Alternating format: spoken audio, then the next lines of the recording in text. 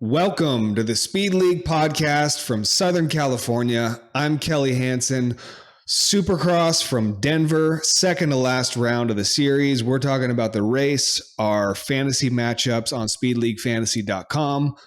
If you're not already playing, it's a totally unique game that we put together, and we're basically just doing this podcast to attract some eyes and let some people find this game that we created on the website. It's totally unique game you can play with your friends. Supercross season is wrapping up right now, but Pro Motocross is about to start. We'll do fantasy for that too, and it's totally free. So go ahead and sign up, check it out. I'm here as always with the man, the myth, and the legend, Ryan Berkman. What's up? How's it going, Kelly? How's it going, everyone? Yeah, real quick, just please like, subscribe, all that fun stuff. I mean, you got to say it nowadays or you aren't doing your job. So that would really make us stoked if you could like and comment. But Denver, awesome. It was so cool seeing the two brothers out front. I mean, to me, that was my big takeaway was for the first time in Supercross history, two brothers, 1-2. And it was just really cool to see, the Lawrences up there up front. Yeah, I mean, Hunter rode so good too. I mean, obviously his best finish that he's had. He had one other podium before, but a bunch of sevenths in a row before this second. But I mean, it seemed like the second fastest guy on the track. I mean, the only other person that I would maybe give that to is Sexton, but obviously Sexton had his issues. But yeah, Hunter was hauling. And I think that there is a reason for that people may not fully understand. And I've been harping on this all season long with Roxon and the Suzuki. But if you noticed, Honda went 1-2 in the 450s, dominated 250s with Joe randomly out of nowhere being the fastest on the track too. And the Honda engine mapping for high altitude, those mechanics, that bike, they had something a little special, something under their sleeve to give their bike extra juice on the starts, in the turns coming out. Overall, it made someone who normally isn't the fastest, behind the scenes mechanic, made their guys the fastest. So you're crediting this to the bike? I'm saying that it is to do with the bike a lot more than people would think. What are the chances that Joe and Hunter randomly have their best finishes of the whole season, dominating? For Joe wins the heat by 9 seconds. I mean, maybe that track was just fit to Joe. Maybe Joe ate his Wheaties that morning. But there is so much more going on behind the scenes. It was the Honda giving them the extra juice that they needed.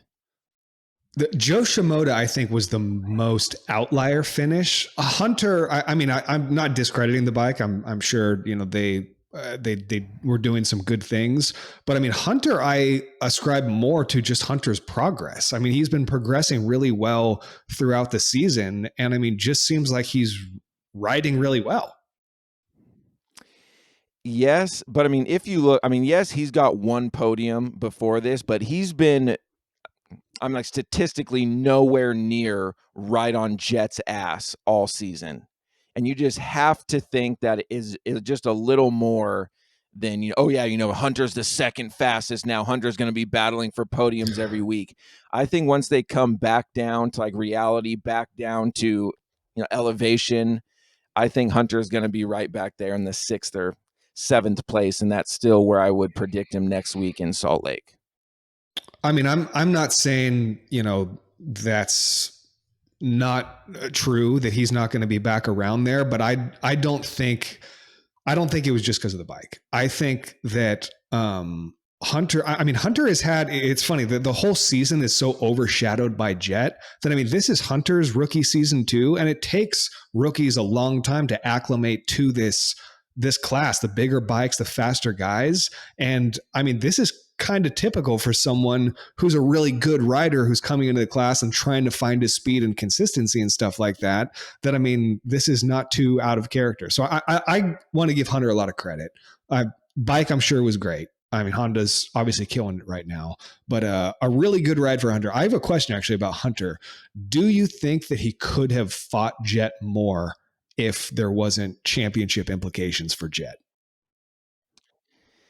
I think that he could have fought Jet more, but I think Jet would have then fought harder against Hunter and like pulled away. It just seemed like they were both had that mutual brother respect of, hey, I know that you need these like championship points. Hey, this is Hunter's best finish. Let's just play nice. But even if Hunter turned it on and went balls to the walls, he wouldn't have caught and passed Jet. No way. I agree. I agree. But it definitely did seem like he was kind of like, okay, Jet's going by. I'm not going to fight him. Almost like we saw with Tomac and Webb from the week before is, Webb gets up the inside of Tomac and Tomac's like, yeah, could I fight this hard? Yeah, probably. But you're kind of faster than me and you're battling for the championship right now. So we'll just let Sleeping Dog fly.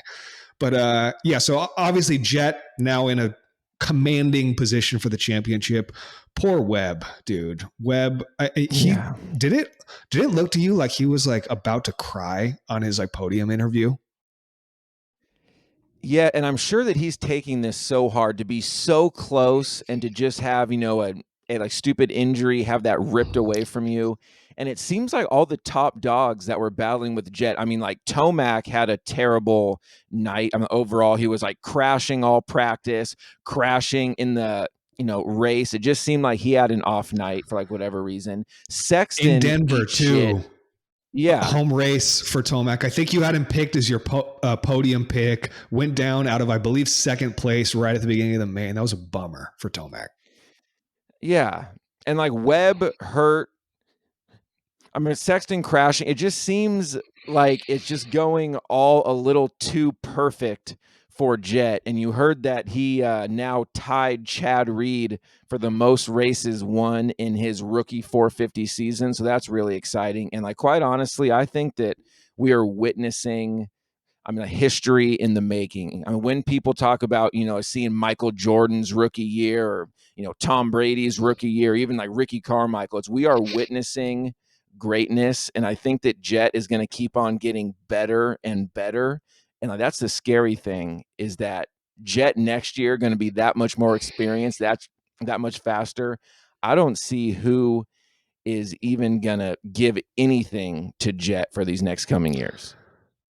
Yeah, I know. And I mean, as exciting as it is, it sometimes ends up being boring because, I mean, I don't know if anybody watches F1, but it's real good for Max Verstappen fans and not really good for fans of anybody else because one guy is basically winning all the races.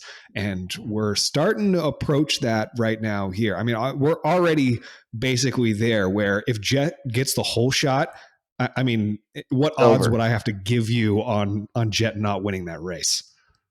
And like really it is Jet versus himself at that point because what it takes is Jet making a stupid mistake and crashing and that's the only way anyone can beat him. And also what is interesting that I kind of picked up on kind of looking at championship standings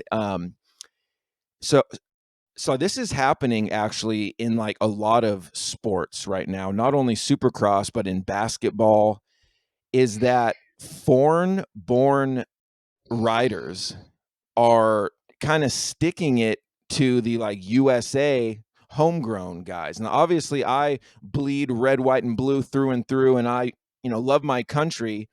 But seeing, Jet winning the 450 championship, Tom Vial most likely going to win the 250 championship, Joe Shimoda winning by freaking domination. I mean, it just seems like, you know, I mean, different countries are like really catching up to our American sports and training, and like these people are like born at a young age now and just have access to tracks and dirt bikes, and they come here with the top dogs, and like they're like kind of sticking it to our guys sometimes. It's like crazy how it's working like that. Yeah, and I mean, we do see that a lot in even other racing sports. I mean, yeah, you look at some of the top motorsports that are in the world. I mean, F1, MotoGP. MotoGP hasn't had a American winner since Nicky Hayden in 2006. Joe Roberts, although leading the Moto2 championship, gotta love to see that. We're rooting for him in Austin. But Go, Joe. yeah, I mean, in in motocross, I mean, the MXGP scene is huge right now, and so many of those riders are so fast. And when you see someone like the Motocross the Nations races happen where they cross over, I mean, some of our guys are getting trounced. But Supercross has always been a very, American sport. I mean, there's nothing else like this that exists anywhere else, really. And we have some Frenchmen, some David Villeman, some this person, that person, coming to compete. But it does seem like, I mean, there's a lot of the Europeans and people from other countries that are attracted to sort of this cool stadium version of motocross, and yeah, they're starting to kill it. Yeah, someone like Tom Vial coming along, and obviously the Lawrence brothers, the Jet brothers, coming along and dominating. Pretty much. But okay, I also wanted to talk about Chase Sexton. Chase Sexton had a kind of a wild, chaotic night, but beneath all of that, I actually saw a lot of good things from Chase Sexton. Sexton had a ton of speed that it seemed like he hadn't had for a lot of the season, and he's been finding that late in the season. And in a weird way, he's almost kind of riding like the super fast, awesome Sexton that we saw last year, who also would just kind of crash out of nowhere too. But at the same time, I think it's because he's feeling comfortable and fast on the bike and pushing a little bit harder. Yes, and obviously too little, too late. I mean, I gave like Sexton a like good chance to like win this championship at the beginning of the season. I mean, I thought that he was going to come out and be Jets number one, championship contender, and it's been pretty disappointing. And I get that he like, has had speed and he's like thrown it away a few times on some crashes, but I mean, I like really hope that in this offseason he just gets more work on the KTM, focuses up, trains, because I mean, like I said, I still think that if anyone is going to give Jet a like run for his money, it is going to be Sexton. And I want next year for him to be one of the big surprises of like, hey, look, Webb's getting older, Tomac's getting older. Do not let Jet run away from this. Chase Sexton needs to prove himself next year, and I really hope he can. Yeah, he's got a hard road. And I mean, especially with Pro Motocross coming up, where I mean, Jet just dominated Sexton the entire season last year. It's going to be rough. But you know what? Tomac just announced, there's always all these question marks about, is he just about to retire? What's going on? That he's racing the whole outdoor Pro Motocross season. So, I mean, hopefully between him and Sexton, we can see some competition for Jet. But I mean, geez, it was so dominant last year that it's going to be hard. It's going to be hard for anybody. Yeah, and yeah, I just don't see it. I just don't see it, unfortunately. Well, we know who's going to be the number one draft pick in fantasy. That's for sure. But yeah, it's pretty straightforward. But I mean, like, do you pick Sexton second with your outdoor motocross pick? I mean, Webb has that injury, and I haven't seen the exact list of like who's riding and who's not, because I know that some people take off motocross and like to focus on Supercross. But I mean, I would have to say Sexton would be my second overall pick. I mean, that seems pretty straightforward unless someone wants to take a flyer on Tomac, but I think the Tomac of old is kind of set sail. I mean, Tomac's really strong in the outdoors. I don't know. I'm going to put a pin in that because, I mean, we're going to do a pro motocross preview show before we actually, once we get all the draft and everything set up for that series. So we can talk about that at that time. But Don't look, want to we give got any the spoilers. championship. That's right.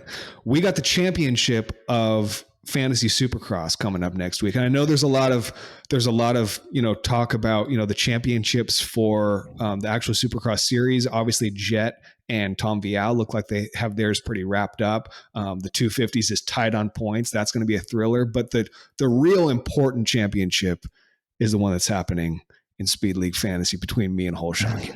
That's what's going on. We got a rematch from last year where he beat me by 3 points, I think, last year. And it's me and him going head to head again. I want this so bad.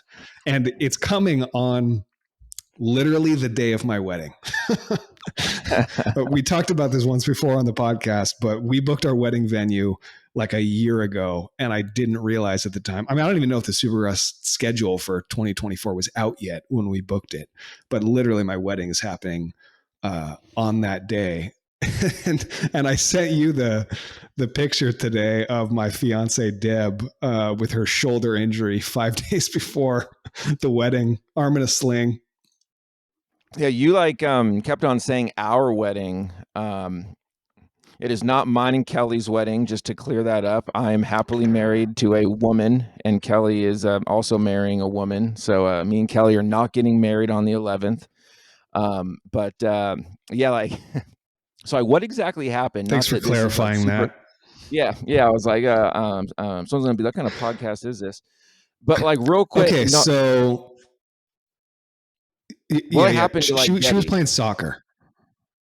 Yeah. She was Oh, playing okay. soccer, and I mean, literally told me, she was like, "Oh yeah, I'm trying to be really careful out there because I don't want anything to happen before the wedding." And apparently, That is always when it like happens. yeah, some other girl like knocked her on the ground straight onto her shoulder, and she was just like swollen up, bad shoulder. Went to the urgent care today, and they said it was a torn ligament in her clavicle. But I mean, I've watched enough Supercross to know it's like, okay, torn ligament in the clavicle. That's 4 to 6 weeks off the bike. She should be back for fourth round of pro motocross, right?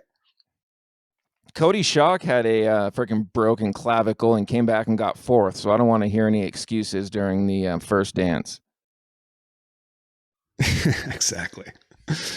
But okay, so I guess last person I wanted to talk about in the 450s is Malcolm Stewart, actually, who had a really good week. I know you've been riding the Malcolm train for a little bit now. He qualified second. He crashed like railing around the outside of Justin Cooper, Yeah. trying to make a pass for I think sixth, and ended up seventh. But Malcolm Stewart's last four finishes now are 10, 9, 8, 7. I mean, that's as good a improvement as you can hope for consistently. And yeah, again, he crashed actually trying to get a sixth. So maybe we see a sixth next week. That would make sense. But yeah, he was pushing it this race. And I know that when you qualify well, I mean, almost you feel entitled to a good finish because, hey, I like earned it in like qualifying. I'm going to prove it in the main. And I feel like he, really went for it and wanted it and had that fire and that desire that you like want to see in a racer to really push and go for it. Didn't work out for him this week, but I like the trend. I know, again, just like Sexton, a little too late. But I mean, now that he had a full season of riding and he's going to have a full off season coming back into Supercross, I think that he'll outperform this year for sure next year. For sure. Okay, is there anyone else you want to talk about in the 450s? We are going to jump back and talk about some championship matchup recommendations at the end of all this, but I mean, for now, we okay to move on to the 250s? Yeah, for sure. Okay, so the 250s, yeah, like you said, Shimoda, who would have predicted that? Him being up front and holding off Kitchen and Hampshire the whole main event to win the race.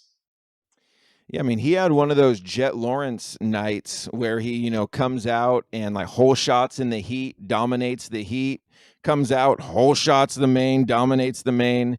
And it just seemed like it was his night and no one else's. And they like talked about it a lot on the broadcast, about, oh man, he's been like working so hard and like this is what he was expecting. I mean, again, next week, I don't think that this necessarily means that he's going to be battling for first. I like do think that, track conditions, bike setup had a lot to do with this, but it is good to see that he, like kind of figured it out and then got that win under his belt and then hopefully can like build off it. But I was super stoked for him, like seeing him on the podium with his big smile, no one was happier than like Joe last night for sure. Okay, so going into next week, because I mean, this is something that's going to be important to talk about. Joe, I mean, yeah, not going to be mile high anymore. And apparently that's, you're big on this. This is a big thing, his bike setup. Not going to be there. And then also having to contend with West and East Coast riders. So a lot of other people to deal with. So championship round, let's say you're in the championship and you've got Shimoda on your team. Where do you Fuck predict him? you, Kelly. Fuck. Let's hypothetically just like pretend that you're in the championship. Let's create some fantastic out of this world Neverland scenario where Ryan, you made it to the championship in Yeah. Supercross and Speed League. Where would I predict Joe Shimoda? I mean, honestly, probably around fourth. I mean, there's guys battling for their championship life, and everyone's going to be like on the gas on their top notch. I would probably predict him fourth. I know in the last East West showdown, Joe did get second. So, I mean, obviously he is Second. capable. Yeah. Yeah. Yeah. He's like more than capable of like sticking it to these guys. But I mean, now like last race of the season, I know Joe's coming off that awesome win, but I would still probably predict him around the fourth place range and kind of hedge my bets a little bit. Yeah. And I mean, I remember just, a few weeks ago, us talking about him, like I think he'd gotten his first podium of the season or something like that. And we were sort of saying, I don't really expect to see him up here. But I mean, he's really proved us wrong. Last 5 races, 3, 3, 2, 2, and a 1, with that last second again being in Nashville at the East West Showdown. So I don't know. It's kind of hard to predict him on a East West Showdown to be that really high up and on the podium. But I mean, and again, keep an eye on him in practice. Yeah, I would say maybe fourth place or something like that for a prediction for Joe. And, that's kind of a safe prediction where you expect him to finish around there. But if he gets a little bit better than that, you lose a few prediction points, but you gain them back in finish points. So not a bad time. And also, so how about this pattern that I'm noticing with like Joe's finishes? Okay, if you take out week 2 San Francisco, that was a total shit show mutter. Everyone was like on the ground and stuck. So like take out San Francisco. Joe has never all season finished worse than his previous finish, if that makes sense. He's gone from all fourths to 2 3s in a row to 2 2s in a row and now a 1. So if he keeps up this pattern, he will get first in Salt Lake and just come out and like dominate, because that's like according to the Or numbers. better. I don't see that happening. He's going to come out and then win the 450s. Yeah, it's like Joe. We will see what like Joe does, but still, I mean, maybe 3 4. That's where I would predict him. Well, so we've got a tied championship, which Shimoda is not involved in, but RJ and Levi Kitchen are tied in this championship. Literally, this is going to be for all the marbles. Whoever finishes better wins this championship. We definitely expect to see one of them win this race next week, right? Yes, and I've been back and forth on who I think is like going to like win this championship, and I have reasons for both. I mean, obviously RJ, I mean, wants it so bad. He has more experience. He's more, he's a more of a veteran, been in the 250s for so long, living in the shadow of Jet last year. And I think RJ might deserve it more, if like that even means anything. But in racing and in sports, I don't care how much you like deserve. That doesn't mean It anything. doesn't. No, no, not at Yeah. all. Kitchen to me has been the overall faster rider throughout the season. I think that he has more raw overall speed, better finishes, except that 114th in like Nashville really killed him, or like he would, have a lot more points than RJ. So after careful consideration, I'm actually choosing Levi Kitchen to like win the race outright, win the championship. Levi Kitchen is my podium lock going into the last race of the season, Salt Lake City. And I think he's going to prove that he has that raw speed like he showed all season. He's had like back-to-back winning races, and I think that he's going to come out and win the whole thing and the championship. Yeah, I mean, I'm inclined to agree with you, and I hope you're right because I got Kitchen on my team, and that would be really, really awesome. I'm planning on predicting him probably second, just sort of with the expectation that he's going to be up there in like podium contention. You know, if something happens to RJ and he's a little bit further back, Kitchen probably will settle with whatever position he's got as long as RJ's behind him. Um, but I mean, it would be awesome to see both of these two up front and just literally a battle for the win and the championship. But you know, there's so much chaos and so many fast guys in there where we don't even know what we're going to see. I mean, look, Joe beat both of these guys this last week, so yeah, I think Kitchen probably will have it, but we know anything can happen. You know, a little bit of chaos. He's, you know, down on the floor at the first corner. This thing could all go sideways, but it's going to be interesting to see. I'm really, really excited for this championship. This is the only one of our three Supercross championships that actually has come down to the wire.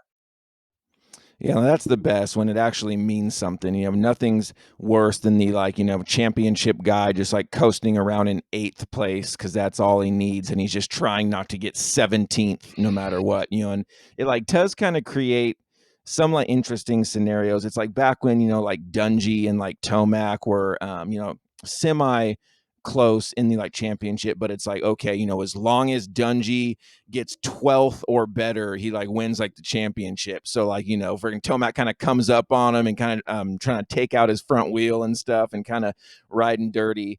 But it's like not like that really this year. But with like predictions though, and I know that this is a big thing, is that if you have Jet, if you have Vial, do you predict them a little lower, knowing they aren't going to be going balls to the walls necessarily?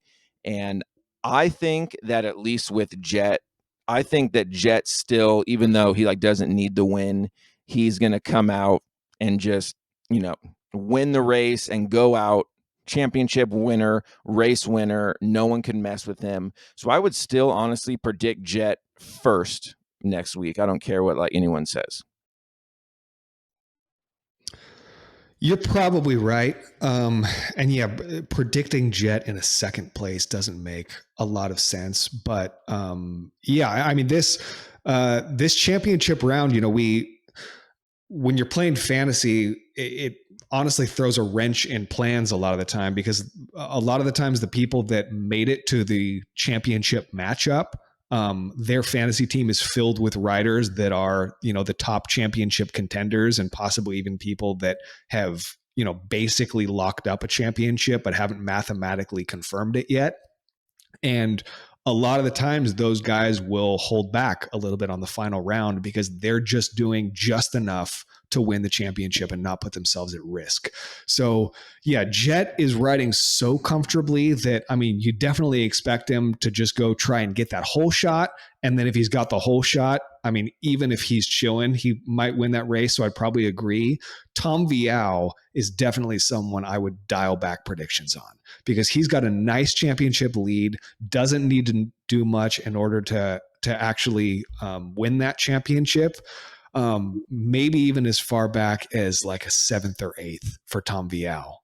Just because there's so many other fast guys that are actually going to be competing for points, and he just wants to get the championship. Yeah, but it you know adds like another twist because it is people's fantasy championship week, and to say that you just kind of go out on a limb and say, okay, I'm going to predict Vial eighth, and then he ends up getting first or second, and then you lose the championship by 3 points, and you're like, what the fuck was I thinking? So it is like, you know, kind of a inner battle of those like prediction points that means so much for this final race because you are playing the like other guy in your league that has the best riders, the most consistent riders, because like that's what gets you to the championship.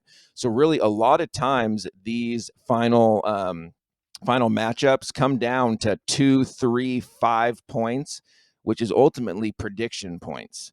So I mean, it is so important to really take your time this week. Look at you know the last 5 finishing positions by like clicking on a rider on the site and just really make sure that you have it down because it will come down to predictions.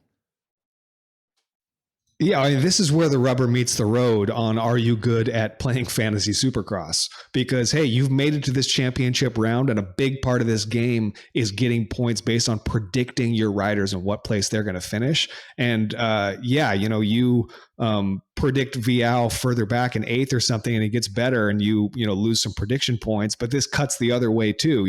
You've got Vial on your team, and hey, man, he's been getting first and second this entire year. I'm going to keep predicting him up there, and then he backs it off. Now you've not only lost prediction points, but you've lost placement points too, and that hurts. Yeah, exactly. And like Whole Shot King has Vial on his team, and like that is a big Yeah. reason why he is, in the, like, championship.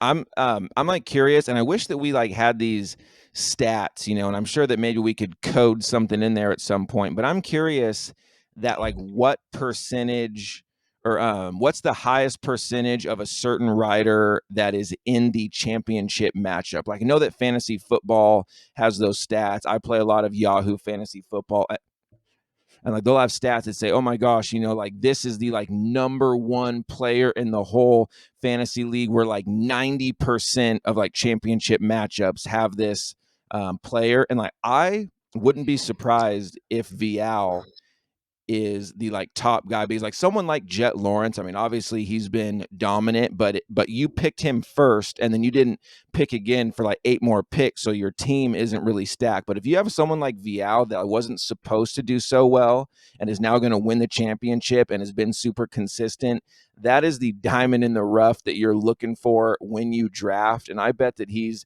going to make a lot of people money on the fantasy aspect of things this year. I'd still bet it's Jet.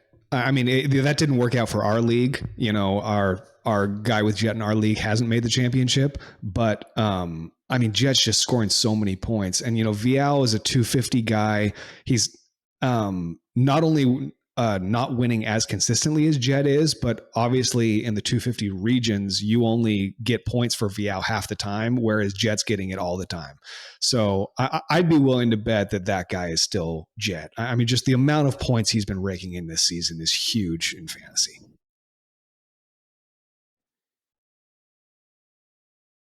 Yeah, so I know that this is a very small sample size, but like I'm in 2 leagues, and the guy that has Jet in the Founders League isn't in the championship, and the guy that has Jet in my other league isn't in the championship either. So I don't know if that's just coincidence, but didn't work out for the And 2 I'm guys assuming in the leagues that I'm in. they both picked up Jet first in the entire draft. I mean, I know that happened in our league. I'm guessing that happened in yours too. So, I mean, that does also speak to, everyone wants to get first pick in the draft. But look, the draft is a snake format. You pick first, then it goes player 2, 3, 4 picks, and then 4, 3, 2, 1. So you got to wait a long time for that extra pick. So, yeah, that's some draft strategy stuff for you. But okay, so for the championship, yeah, I mean, just another few little sort of tips and tricks here. So number one, there are no substitutes allowed.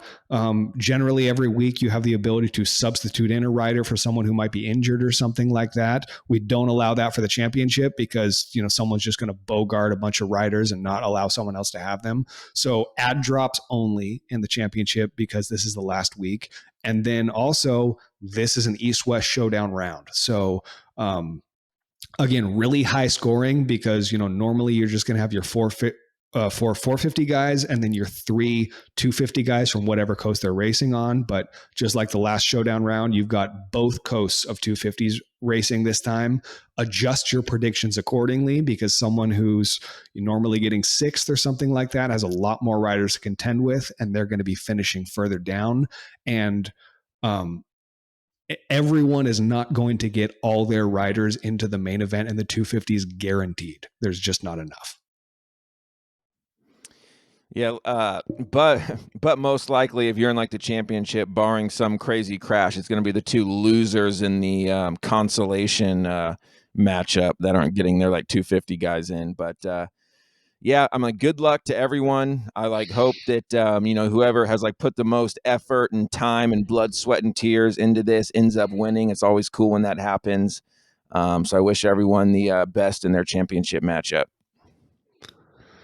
All right, and so I'll be in the championship. My podium pick for next week is someone who's on my team, Chase Sexton. I saw a ton of speed out of him on this last week. He was on the ground a whole lot. I predict he comes back stronger and more consistent, but with the same speed for this championship round, and is able to, bring it home on the podium. Compete with some of the top guys, Jet, if he does decide to just mail it in or something, Sexton ain't going to be mailing anything in. He has nothing on the line, just wants to win races. So I've got Sexton tentatively predicted third. My deeper pick will be someone who actually had a really good finish in the 250s this week, Phil Nicoletti in sixth place. He's retiring. This is his final Supercross race. Got sixth place, has been kind of hovering around the 6th to 10th range, but obviously we have a showdown round coming up, so I'm going to drop him back a little bit. He actually got 10th in Nashville at the last showdown round. I'm not going to be quite that optimistic. I'm saying 12th place for Phil Nicoletti. This is kind of the compromise math you have to do with predictions in the 250s. Yeah, so I was actually trying to choose between Phil Nicoletti or the guy that I actually picked, and I picked Phil as one of my deeper picks a couple weeks ago, and it did pan out. He's actually ending his career decently well, so I'm super stoked for Phil. But my deeper pick is actually Dylan Ferrandis, and I know that he shouldn't be a deeper pick because he missed a lot of time, but the reason why I'm picking him as a standout guy is because he was super consistent at the beginning of the year, getting sixths and sevenths a lot. Came back from his injury. He isn't quite doing that well, but he's still being consistent in ninth. He's got 2 ninths in a row since he's come back. So I think you couldn't go wrong with Dylan Ferrandis, top 10, predicting him ninth again. And I think that'll be a good pick with some good prediction points for your championship matchup. Yeah, man, I snatched up Ferrandis as soon as he came back, and I actually got dead on in ninth place the last 2 weeks. So I'll be definitely sticking that one out. I got Barsha on my team too, who had a 4th place finish this week. I'm hoping he can stick around, trying to push up towards those top 5s. I want this championship.